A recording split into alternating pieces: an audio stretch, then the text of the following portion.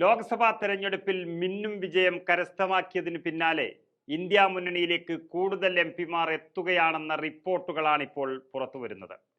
കഴിഞ്ഞ ദിവസം തെരഞ്ഞെടുപ്പ് ഫലം പുറത്തു വന്നതിന് പിന്നാലെ മഹാരാഷ്ട്രയിൽ നിന്നും 7ഓളം എംപിമാർ ഇന്ത്യ മുന്നണിയിലേക്ക് വരാനുള്ള സന്നദ്ധത അറിയിച്ചിരുന്നു. ഇതിനു പുറമെ ഏറ്റവും ഒടുവിൽ പുറത്തുവരുന്ന റിപ്പോർട്ടുകൾ പ്രകാരം ബംഗാളിൽ നിന്നുള്ള ചില BJP എംപിമാരും ഇന്ത്യ മുന്നണിക്കൊപ്പം ചേരാനുള്ള സന്നദ്ധത അറിയിച്ചിരിക്കുകയാണ്.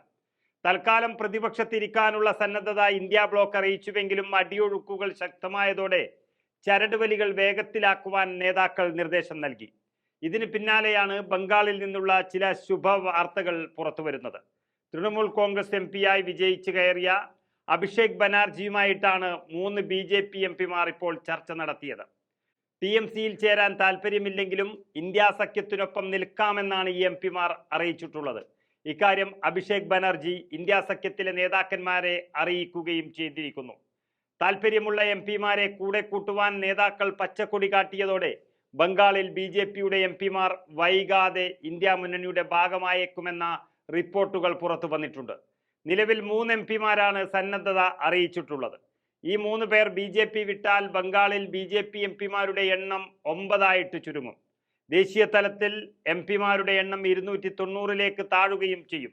എന്തായാലും ബംഗാളിൽ ഈ രീതിയിൽ തീരുമാനമെടുക്കാൻ എംപിമാരെ പ്രേരിപ്പിച്ച ഘടകം BJPയുടെ തകർച്ച തന്നെയാണ്. മറ്റ് സംസ്ഥാനങ്ങളിലേതിന് സമാനമായി BJPക്ക് വലിയ തകർച്ചയാണ് ഇപ്പോൾ ബംഗാളിൽ നിന്നും ഉണ്ടായിരിക്കുന്നത്. 2019-ൽ 18 എംപിമാരെ വിജയിപ്പിച്ച BJPക്ക് ഇക്കുറി 6 എംപിമാരെയാണ് നഷ്ടമായിരിക്കുന്നത്. ജയിച്ച BJP എംപിമാരിൽ ഏറിയ പങ്കും ചെറിയ ഭൂരിപക്ഷത്തിലാണ് കടന്നുകൂടിയത്. ബംഗാളിൽ TMC ശക്തി പ്രാപിക്കുന്നതിന്റെ സൂചനകൾ പുറത്തുവരുമ്പോൾ രാഷ്ട്രീയമായ നിലനിൽപ്പ് വേണമെങ്കിൽ TMCയിൽ ചേരണമെന്ന ചിന്ത പല എംപിമാർക്കും വന്നിട്ടുണ്ട്. ഇതിനു പുറമെ 400 സീറ്റ് എന്ന മോഹവുമായി ഇറങ്ങിയ BJPക്ക് 240-നപ്പുറം കടക്കാനായിട്ടില്ല. സഖ്യകക്ഷികളുടെ പിന്തുണയോടെയാണ് സർക്കാർ ഉണ്ടാക്കാൻ പോകുന്നത്.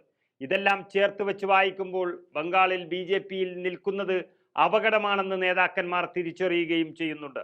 പാർട്ടി വിടാൻ നിലവിൽ ഇതാണ് പറ്റിയ സാഹചര്യമെന്നും എംപിമാർക്കറിയാം. കാരണം ചെറിയ ഭൂരിപക്ഷത്തിലാണ് NDA സർക്കാർ അധികാരത്തിലേറാൻ കാത്തുനിൽക്കുന്നത്. അതുകൊണ്ട് തന്നെ BJP വിട്ടുവരുന്ന എംപിമാർക്ക് ഇപ്പോൾ ഇന്ത്യ മുന്നണിയിൽ VIP പരിഗണന കിട്ടുമെന്നതാണ് യാഥാർത്ഥ്യം. ഇതും പാർട്ടി വിടാൻ എംപിമാരെ പ്രേരിപ്പിക്കുന്ന ഘടകമാണ്.